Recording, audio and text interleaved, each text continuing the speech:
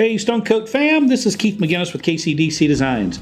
I install Stone Coat Countertop Epoxy for a living, and in today's video I'm going to talk a little bit about what that actually entails, some tips and tricks that help me make these designs, create these designs, and how to make sure your customer is happy with all of your hard work in their new kitchen. So here we go. So about 2 years ago I did this customer's kitchen in his home, and this is the kitchen in his office. It's 77 square feet, so it was a good sized kitchen in his office, but he entertains a lot in his office. It's a really good sized office. And then as far as the colors that he wanted to use, he had seen a design that I had created and he really liked that design. And then as far as the colors, he gave me a piece of his flooring, and then also he has a mosaic tile backsplash with a lot of different colors in it. And so he wanted me to put something together that was kind of mimic natural stone, but then also have the colors that would tie into everything in his kitchen.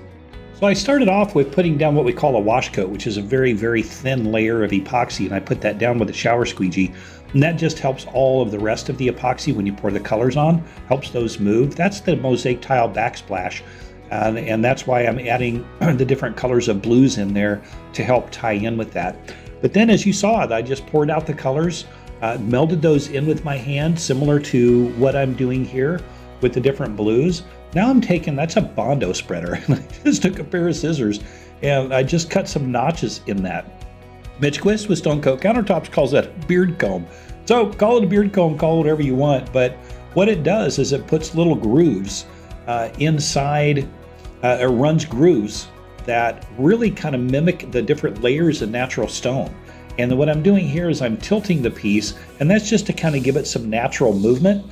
And again, this is not a complicated design to create. Obviously, if you're going to pour over an existing surface, you're not going to be able to tilt, and that's okay. You can also use a heat gun to move that around a little bit too. The customer really wanted some teal accents, and that's what I'm doing here with just some teal spray paint and a stir stick and putting in some teal accents. And you'll be able to see a little bit later on in the video how those teal accents really set that off. They're small accent colors, but just by having those in there, and I think a lot of it is because of the contrast, but that teal goes really good with the bronze colors, the brown colors, the black colors.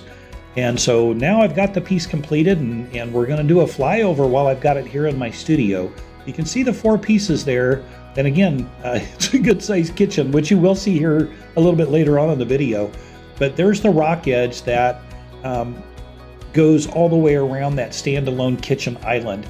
And that's created by just using it's called a cuts-all shaping disc. And again, I made these countertops using 3/4 MDF, and then I put a drop edge all the way around it. That's why it appears to be 1.5 inches thick.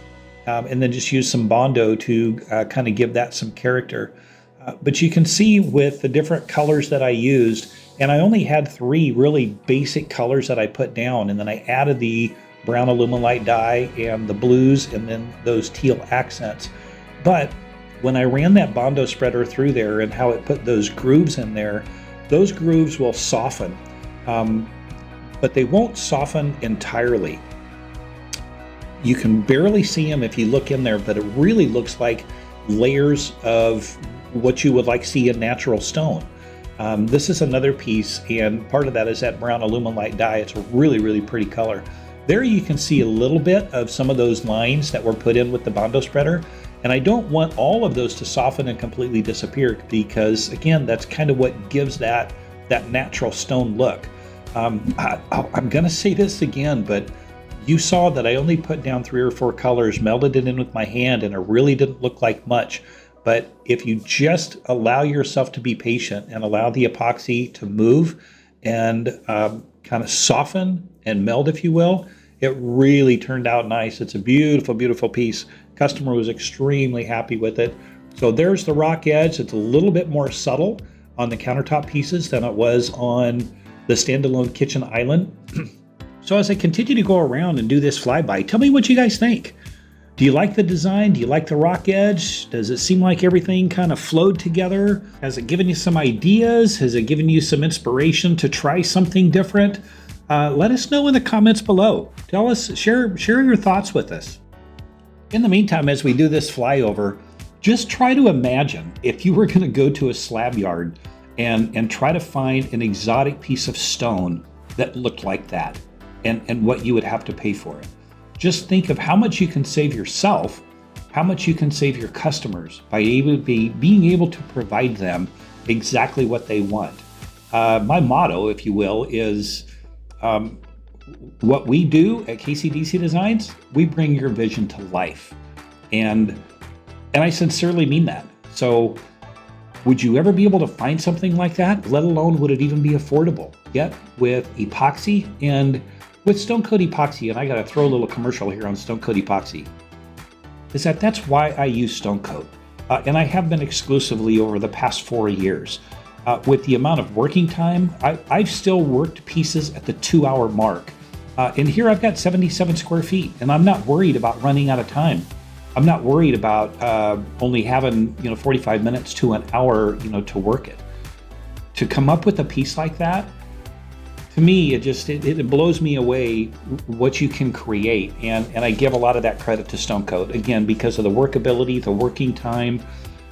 It's so compatible with so many other colorants that you can use. I've really been pleased with it. So my kudos and my thanks go out to Mitch Quest and Stone Coat Countertops. I think they've been fantastic, and also Rhonda DeCoulis with RK3 Designs.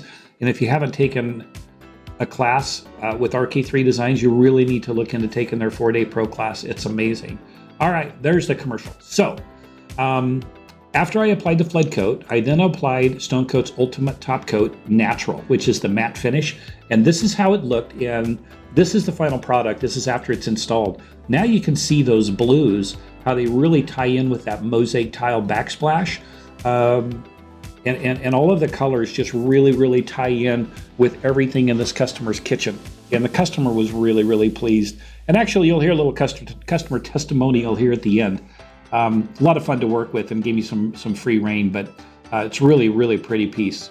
For those of you who that have used Stone Coat Epoxy before, or those of you who also do this for a living like I do, what's your top tip for people who want to make this into a business?